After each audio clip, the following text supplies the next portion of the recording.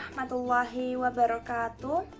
Perkenalkan, nama saya Aini Masruroh dengan nomor NPM 215102006 dari Prodi Perbankan Syariah kelas A, Fakultas Ekonomi dan Bisnis Islam. Di sini saya akan mereview jurnal yang ada kaitannya dengan materi mata kuliah Qiraatul Quran. Judul dari jurnal tersebut adalah Memahami Hadis-hadis Keutamaan Menghafal Al-Quran dan kaitannya dengan program Hafiz Indonesia di RCTI. Aplikasi Hermeneutika Nasr Hamid Abu Zaid.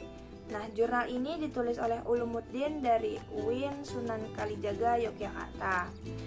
Isi dari abstrak jurnal ini yaitu tulisan ini bertujuan untuk memahami hadis-hadis terkait dengan keutamaan-keutamaan menghafal Al-Quran.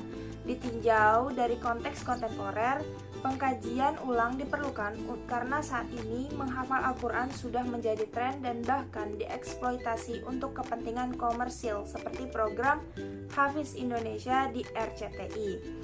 Nah, metode yang digunakan untuk menjelaskan maksud hadis-hadis adalah Hermeneutika Nasr Hamid Abu Zaid. Hermeneutika ini berusaha untuk mengungkapkan dua level pemaknaan, yakni secara dalalat, makna yang bersifat statis, yang kedua maghza, signifikasi, yang bersifat dinamis, yang ketiga ada dan mas'ud anhu yang tak terkatakan yang menjadi pesan inti teks. Berdasarkan penerapannya, hermeneutika tersebut dihasilkan bahwa makna dari hadis-hadis tersebut adalah sebuah motivasi yang diberikan Nabi agar para sahabat dan penghafal Al-Quran, tujuannya supaya Al-Quran tetap terjaga dan dapat diajarkan kepada generasi selanjutnya. Cara menjaganya adalah melalui hafalan sesuai dengan tradisi saat itu. Sementara signifikasinya adalah mengamalkan ajaran-ajaran yang terkandung dalam Al-Quran pada kehidupan. Nah, Al-Quran tidak cukup hanya hadir dalam memori, tetapi juga dalam tingkah laku. Untuk mendapatkan keutamaan di dunia dan akhirat, kesolehan individu harus sejalan dengan kesolehan sosial. Nah, kemudian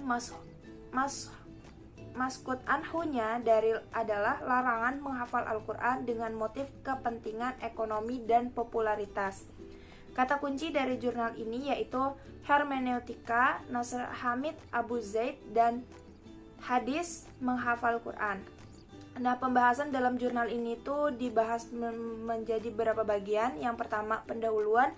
Yang kedua, latar sosio-historis Nasr Hamid Abu Zaid. Yang ketiga, hermeneutika Nasr Hamid Abu Zaid. Yang keempat, aplikasi hermeneutikanya. Yang kelima adalah konteks historis keutamaan hadis-hadis menghafal Al-Quran. Yang keenam, pemaknaan hadis-hadis keutamaan menghafal Al-Quran. Yang ketujuh, signifikasi atau maghza hadis-hadis keutamaan menghafal Al-Quran. Yang kedelapan adalah maskut anhu, hadis-hadis keutamaan menghafal Al-Quran. Yang kesembilan, kesimpulan. Nasr Hamid Abu Zaid lahir pada 10 Juni 1943 di desa Kuhafa, kota Tata, Mesir. Kecerdasannya sangat menonjol dari sejak kecil. Sejak umur 8 tahun, beliau sudah menghafal Al-Quran.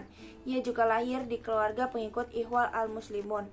Nasr menyelesaikan pendidikan dasar dan menengahnya di kota kelahirannya, Tata. Kemudian ia melanjutkan ke sekolah teknik Tata sampai lulus pada tahun 1960. Pada tahun 1968, ia meneruskan pendidikannya di jurusan Bahasa dan Sastra Arab, Fakultas Sastra Universitas Kairo. Setelah lulus, ia diangkat menjadi asisten dosen. Nah, pada saat itu ada kebijakan bahwa asisten dosen wajib mengambil studi Islam pada jenjang master dan doktor.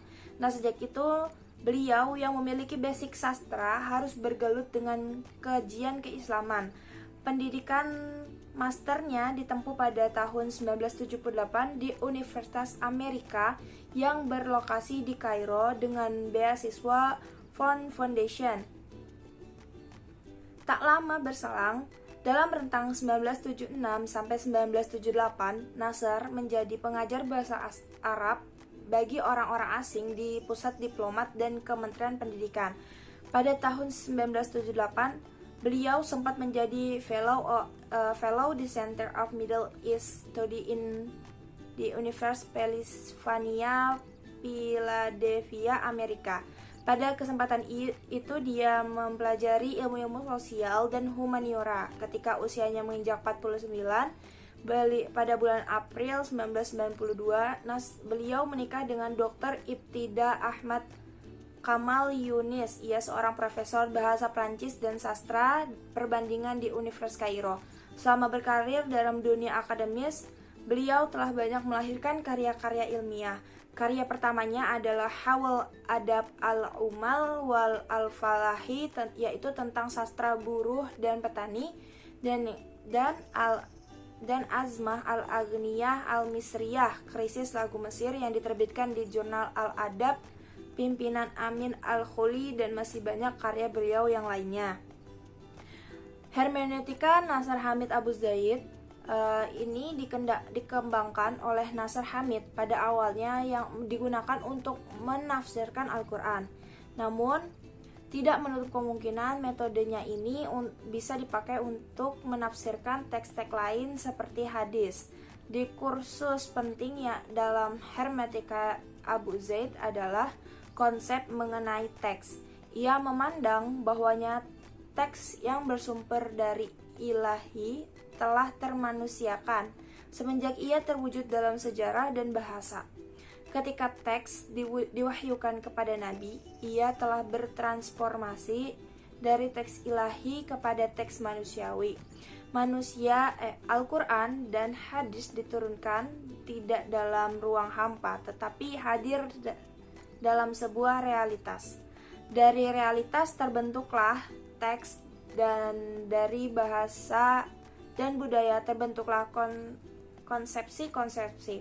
Pandangan ini membawa kepada kesimpulan bahwa Al-Quran adalah produk budaya.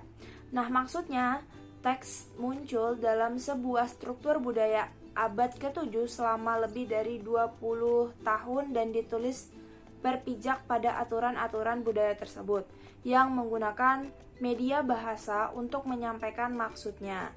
Pada akhirnya, teks melahirkan sebuah budaya baru, sesuatu dengan pandangan dunianya pada saat itu. Selain itu, dalam jurnal ini juga ditulis ada beberapa hadis Nabi, yang di dalamnya hadis tersebut berisi anjuran Nabi untuk dan juga keutamaan-keutamaan orang-orang yang mau menghafal Al-Quran. Nah, salah satu hadisnya itu memiliki arti sebagai berikut.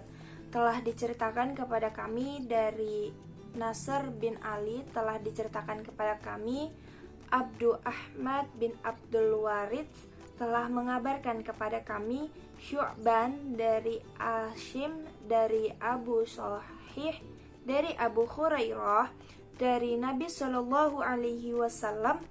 Beliau bersabda, pada hari kiamat Al-Quran akan datang, kemudian berkata, wahai Rob, berikanlah dia pakaian.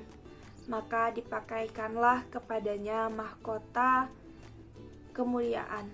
Kemudian Al-Quran berkata lagi, wahai Rob, tambahkanlah kepadanya, maka dipakaikanlah kepadanya pakaian kemuliaan. Kemudian berkata lagi, wahai Rob, ridhoilah dia. Akhirnya dia pun diridhoi. Kemudian dikatakan kepada ahli Al-Quran, bacalah dan naiklah, niscaya akan ditambahkan kepadamu satu pahala kebaikan pada setiap ayat. At-Tirmizi menilai hadis ini sebagai sebuah hadis sahih, yang dimana Imam Ahmad juga menambahkan dari jalur yang berbeda, yaitu dari Ibnu Abi Sa'id al-Maqarib, dari Abi Sa'id al-Makbari, dengan menyimpulkan bahwa sanad hadis tersebut ini kuat. Nah, menurut hadis, orang-orang yang menghafal Al-Quran ini akan mendapatkan banyak sekali keutamaan, baik di dunia maupun di akhirat. Nah, jika hadis-hadis tersebut didekati menggunakan hermeneutika Nasr Hamid Abu Zaid, maka akan diperoleh dua level pemaknaan. yaitu secara dalalat atau makna, dan juga secara maghzah, yaitu signifikansi. Nah, berdasarkan keterangan tersebut, makna dari hadis-hadis tersebut adalah sebuah motivasi yang diberikan oleh Nabi kepada para sahabat agar para sahabat mau dan bersemangat dalam menghafal Al-Quran. Nah, Al-Quran ini harus dijaga melalui hafalan agar dapat diajarkan kepada generasi-generasi selanjutnya. Sementara signifikasi dari hadis tersebut adalah mengamalkan ajaran-ajaran yang terkandung dalam Al-Quran. Nah, kesolehan individu dan juga sosial harus dijalankan secara bersamaan agar memperoleh keutamaan-keutamaan yang dijanjikan dalam hadis. Nah, adapun maskut anhunya dari hadis-hadis tersebut adalah yakni larangan menghafal Al-Quran demi kepentingan ekonomi dan juga popularitas semata. Mungkin cukup sekian yang bisa saya sampaikan. Kurang lebihnya mohon dimaafkan.